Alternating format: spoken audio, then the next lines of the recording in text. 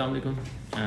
This is P. Didar, and today I'm here to guide you about how to select your optional subjects in CSS exam and PMS exam if you are going to appear in coming years, and or you have a deep desire to become a CSP and want to join an administrative or civil services of Pakistan. So this will help you out in deciding what you can have as an optional subject in CSS or the PMS exam. So let's start with the first question कि जो CSS के अंदर जो हमारी optional subjects होते हैं उनको हम सेलेक्ट किस तरह करें, या हमें किस तरह कौन सी चीज़ों को मद्देनज़र रखना चाहिए कि हम जो है वो कौन सा सब्जेक्ट्स हमारे लिए बेहतर है, या कौन सी चीज़ें जो है वो हमें बेहतर स्कोर्स दे सकती हैं। अल्टीमेटली जो CSS या PMS का एग्ज़ाम है वो ऑल अबाउट स्कोरिंग हाई होता है, क्योंकि आप जो है ना जितना अच्छा स्कोर करेंगे उतना ही आपके चांसेस ज़्यादा होते हैं कि आप एक अच्छे ग्रुप में फॉल करते हैं और आप एक अच्छी जो आपकी सर्विसेज होती हैं वो आप उनको हासिल करने में कामयाब होते हैं। तो इस चीज़ को मद्देनज़र रखते हुए जो आपके ऑप्शनल्स हैं ना वो बहुत ही इम्पोर्टेंट रोल प्ले करते हैं आपको आपका डिज़ायर्ड ग्रुप दिलाने के लिए इन CSS। और अगर PMS में मोस्टली जो है वो आप एडमिनिस्ट्रेटिव सर्विसेज में जा रहे होते हैं, या उसके साथ साथ जो है वो पंजाब के अंदर अगर देखा जाए तो उसके साथ कुछ जैसे एक्साइज डिपार्टमेंट हो गया या इस तरह की जो है वो सीट्स शामिल होती हैं। अच्छा, तो सबसे पहले जो है अगर हम देख रहे हैं कि हमें किस तरह अपने ऑप्शनल सब्जेक्ट को चूज़ करना चाहिए, तो मेरे ख्याल के मुताबिक कुछ लोग आपको ये मशवरा दे रहे होते हैं कि आप जो है ना वो ट्रेंड को फॉलो करें। आप ये देखें कि पिछले सालों के अंदर जो पेपर्स हुए हैं, जैसे 2016 जब उसके बाद जब से जो सिलेबस चेंज हुआ है तो उसका थोड़ा सा पैटर्न जो है वो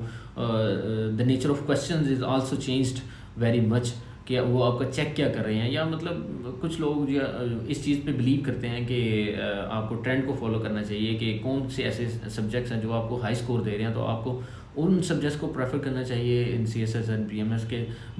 बजाय कि इसके आपके आप अपने इंटरेस्ट को फॉलो करते हैं। लेकिन मेरे नज़दीक जो मैंने एक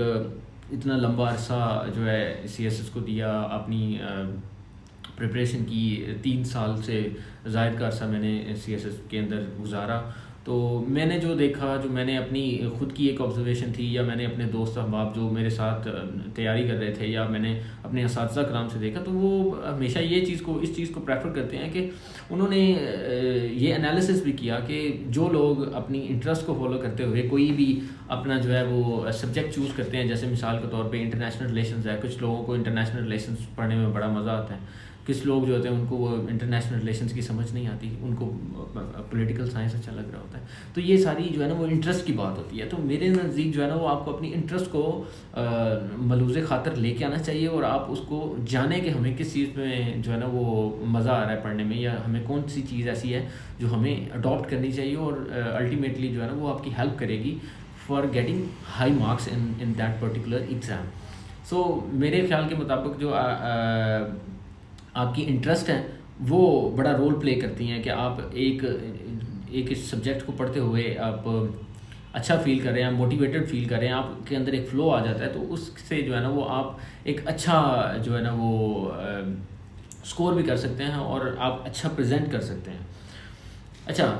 अब ये सवाल पैदा यहाँ पे ये होता है कि हमें कैसे पता चलेगा जी हमारी इंटरेस्ट ये है। अब मैं तो न्यू जो मुझे CSS के बारे में कुछ नहीं पता, और मैं चाहता हूँ कि मैं CSS करूँ, लेकिन मुझे ये नहीं पता कि मैं अपने सब्जेक्ट्स कैसे चूज़ करूँ। तो उसके लिए सिंपली ये चीज़ है कि आप सीधा जो FPSC है उसकी वेबसाइट पे जाएँ, वहाँ पे आपको CSS का सिलेबस मिल जाएगा। तो जैसे आप सिलेबस डाउनलोड करें, वहाँ पे आपको फर्दर जो है ना सब्जेक्ट्स आपको मिल जाएंगे जो नियरली जो है ना वो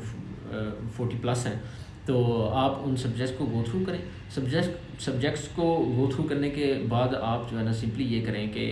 आप अपनी बैकग्राउंड नॉलेज को देखें कि आपने जो अपनी डिग्री की हुई है, या आपका बैकग्राउंड नॉलेज क्या है, या आपने हो सकता है कुछ लोग जो है उनको रीडिंग की बड़ी हैबिट होती है, तो उन्होंने कुछ रीडिंग्स की होंगी अपने पास टाइम में, तो वो उन रीडिंग्स को देखें और उनको मद्देनज़र रखते हुए एक सब्जेक्ट चूज़ करें। अगर वो सब्जेक्ट चूज़ करते हैं तो वो उनकी इंटरेस्ट के साथ मैच करता है, तो वो अल्टीमेटली उस सब्जेक्ट के साथ चले जाएँ। अच्छा, अब ये है कि कुछ ऐसे सब्जेक्ट्स होते हैं जिनके बारे में आपको हो नो बिल्कुल नहीं होती, तो आप सिंपली ये करें कि आप जो है वो एक सब्जेक्ट चूज़ करें। आप उस सब्जेक्ट का जो पर्टिकुलर एक सब्जेक्ट है उसका नाम देखें। जैसे इंटरनेशनल रिलेशन आप देखना चाहते हैं कि what is international relation, you can simply use your Google,